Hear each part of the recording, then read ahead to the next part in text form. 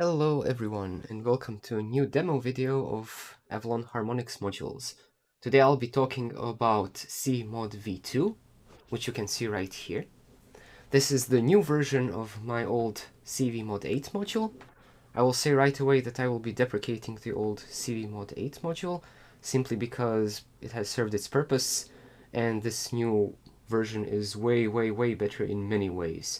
I have done a bunch of improvements to it, brought all of the controls to the front instead of using the scuffed jumpers that we had before, and it's just overall way better and more performant. So let's dive in and check what we can do with this little module. Or should I say big module? It's my biggest module. So anyway, let's see. First of all, as you can see, it has 8 channels. Each channel behaves like its own CV modulation station, basically. What you can do is you can offset the signal using the slider. You can change how the slider behaves from bipolar to unipolar mode. You have an attenuverter for every input, so you can invert the incoming values of CV or just adjust their level. You have the output on the top, you have inputs on the lower jacks, and you can forward each channel. But let's go through some actual use cases and patch this up to see what kind of sounds we get. So first of all, I have a nice little chainsaw output here, as you can hear. Nice little droning sound going through a filter. And I will connect this to the output here of my CVMod8 V2. And right away, as you can see, I can control the cutoff using a simple slider. The slider provides a DC offset voltage, basically.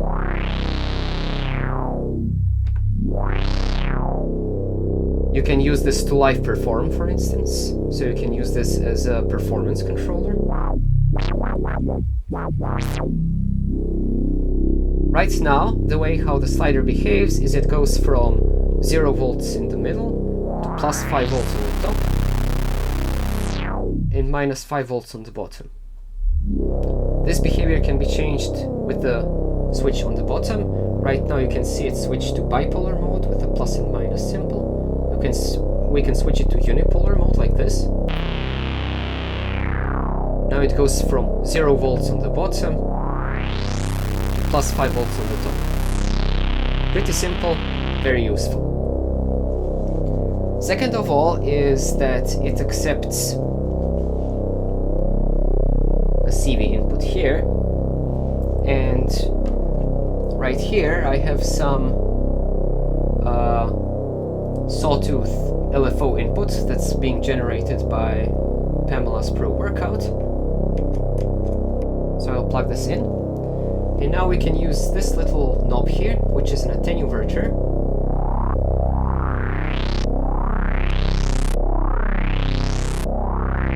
As you can hear, we're now using the input. It's being automated. We can still offset it.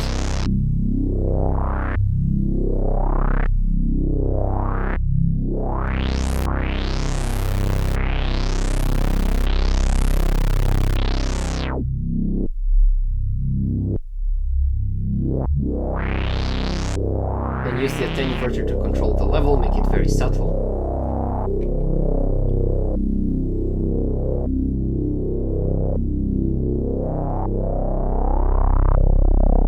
Or you can straight up invert it because it is an attenuverter.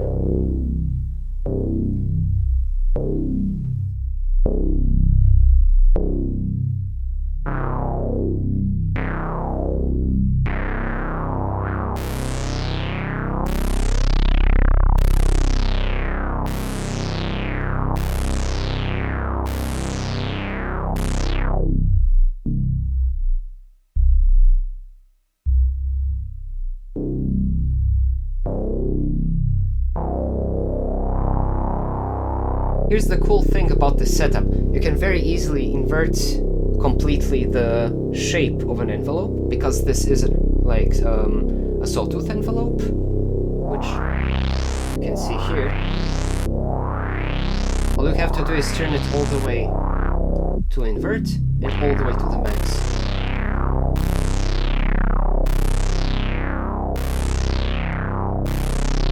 Simply by doing this kind of position.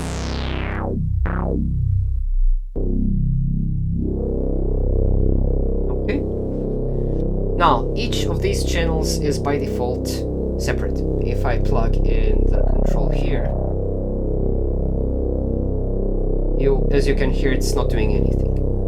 However, we have a set of switches here on the top, which allow you to forward the output of each channel to the next channel, which means that if I do this,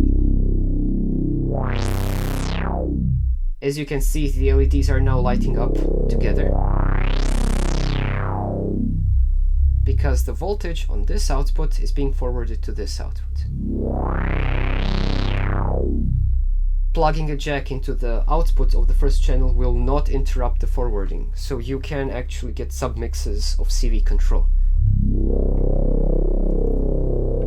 What I want to point out is that we now have double the control, because this is also now connected. What does this mean in practice? Well, we have this control now, right? Let's plug into this LFO here that we have coming to here.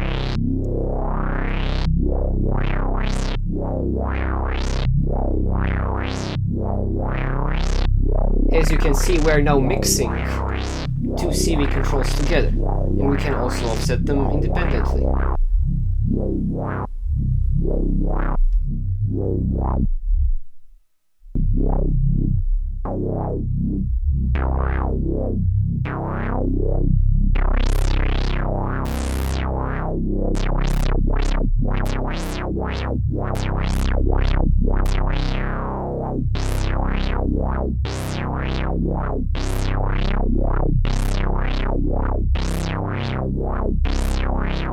Pretty cool. So, as you can see, this module is pretty well adapted for simply controlling CVs of your other modules. Like, you can use it to process the CV in any way you want. As for the chaining, it can go pretty nuts. I can literally plug in here. Let's see what happens. We will...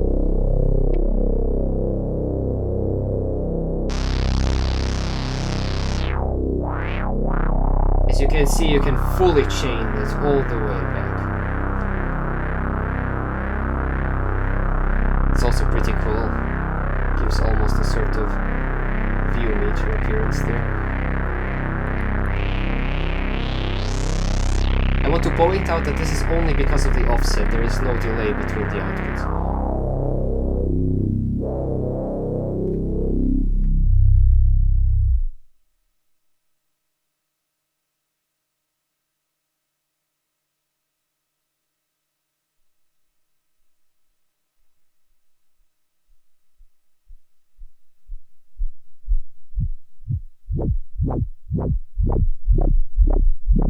Pretty cool. Also, each of these channels can be made into unipolar if you want. Just so you know.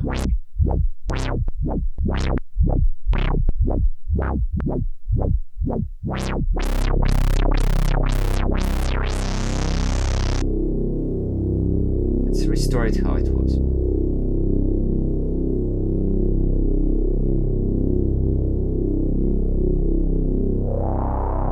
Okay, great. So we have the cutoff example. I will leave it connected here to the 8th channel. Maybe we have a use for it later. Why not?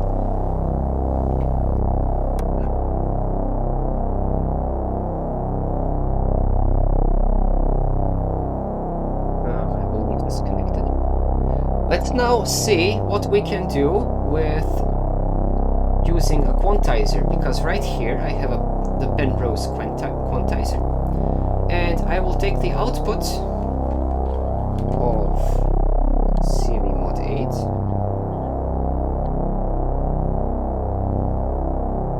Put it into the input of the quantizer.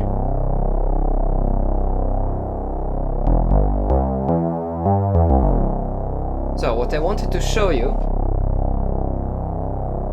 is that you can use the output of CVMod8 as a sort of quantization control. So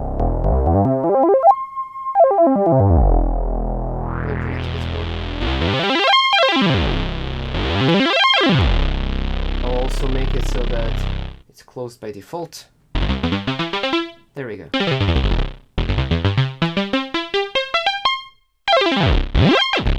Pretty nice.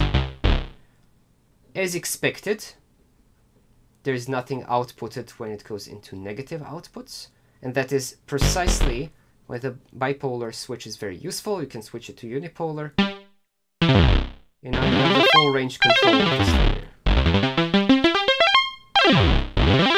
Now it goes up to 5 volts by default. If you want to have more than that, you can easily plug it into this one. And now, switch this to forward.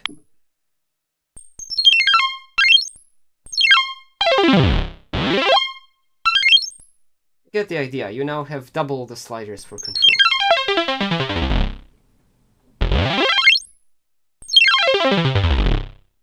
Very wide range.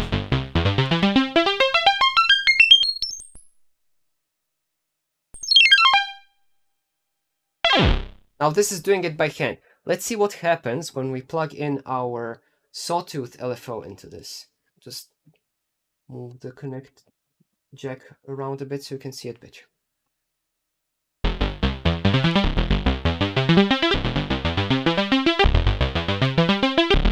Now we have sort of automated arcs using this.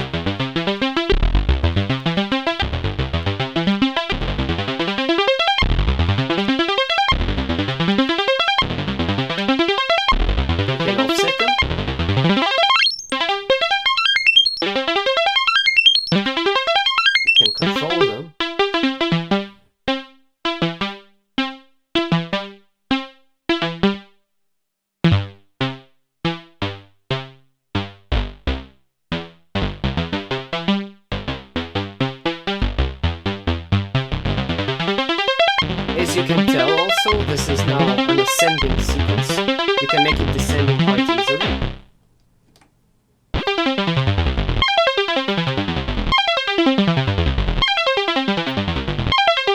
Very, very convenient.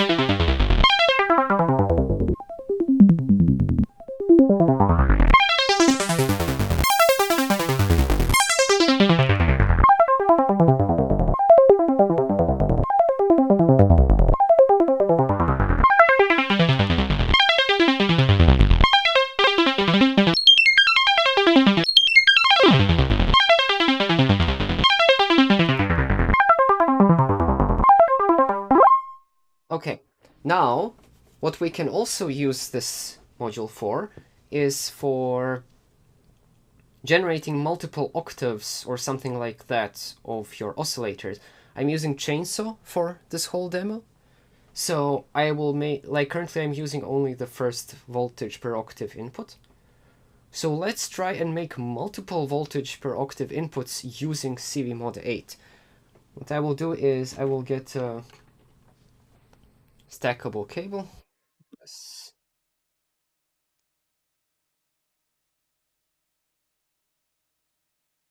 I will route the voltage per octave inputs right straight into CVMod8. Let's see if it's working.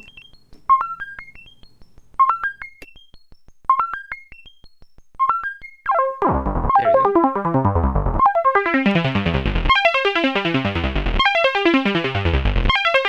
I'll switch this to unipolar mode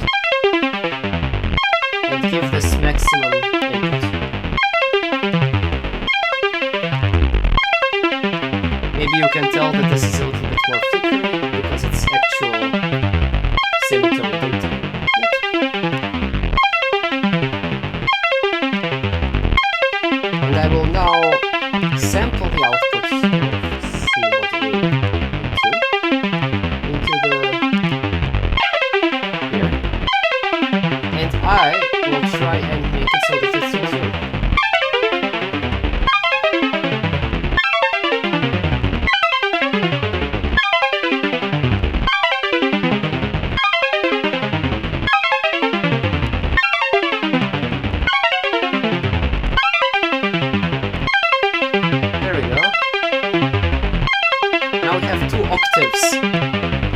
chains working together. Want one more octave? No problem. Switch this to unipolar, all the way down, forward.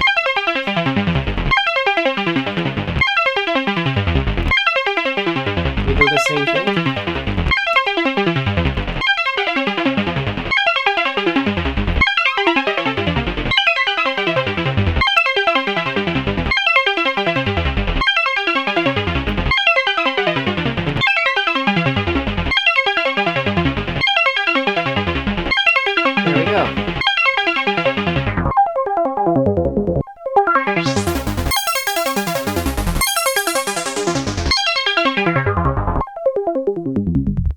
We are now effectively feeding 3 volt per octave outputs, and we have generated the additional ones using CVMod8 V2. Very convenient.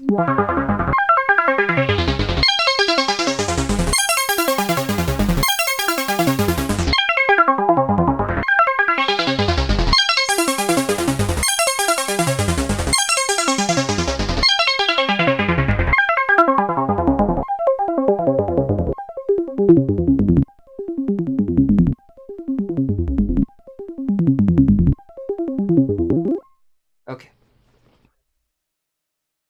CVMod8 can be used for more than just CV signals. You can also use it as a generic mixer. In other words, what we will do now is we will use it as a mixer. So let's have a look here. I will actually do some repatching, and then I will bring you back into the video. So give me just a moment. Okay, I have done some changes around. I have prepared a kick sound to be used with this, and I have also replugged some stuff and such, basically to be able to generate the kick sounds, etc. What we will now be doing is using CVMod8 as a mixer. Specifically, we will be using these 2 channels here. So first thing we need to do is forward the channels, because we want to mix them together. And when used as a mixer, you absolutely need to switch to unipolar mode and pull both down. The reason for this is because otherwise you will have DC offset in your audio signals, which we don't want. So we have the output going here. This here is the kick sound, so we will plug it in here.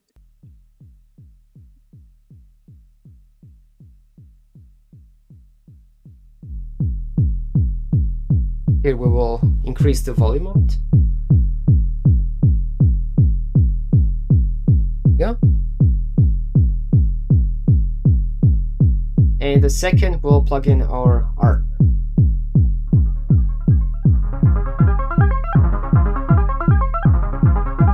There you go, you have a simple audio mixer. If for some reason you want to invert your signal,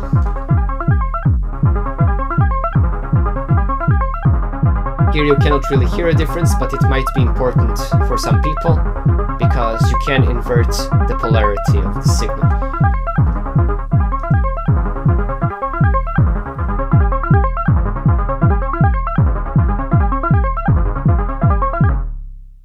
And yeah, that's about it. That's all I wanted to show about this module.